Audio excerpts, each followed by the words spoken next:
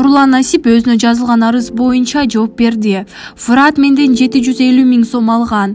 Ресторандын дизайн жасап берем деп бербей качып жүрөт. Ал эми Осо Клен Кейджи фирмасынан Насип ресторанына идиш алып жатканда мен жок болчумун дейт ырчы Нурлан Насип.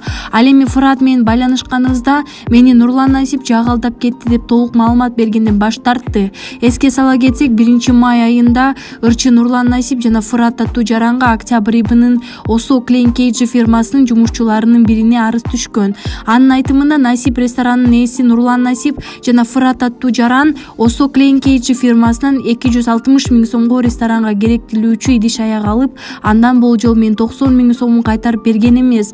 Бул карыз боюнча Нурлан Насипке байланышсам, Фыратка акчаны берген элем.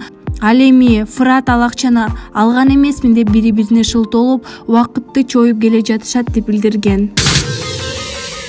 Октябрь окуясына психикалык ооруканасынан чыгып чет өлкөгө качып кеткен Даниэль Аджиев өлкөгө кайтып келгени боюнча маалымат кечээ 14-июнь күнү ишенимдүү булак аркылуу белгилүү болду.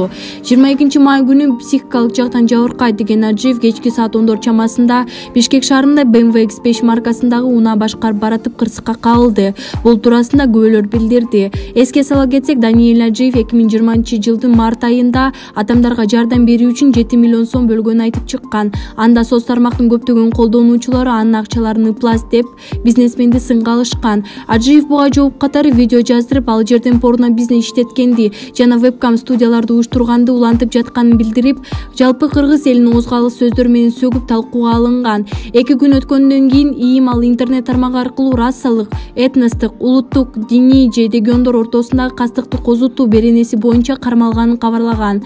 Ведомстводон билдиришкендей, Даниэль Аджиев видео кайрылуу жаздырып жаткан учурда марихуананын таасиринде болгон.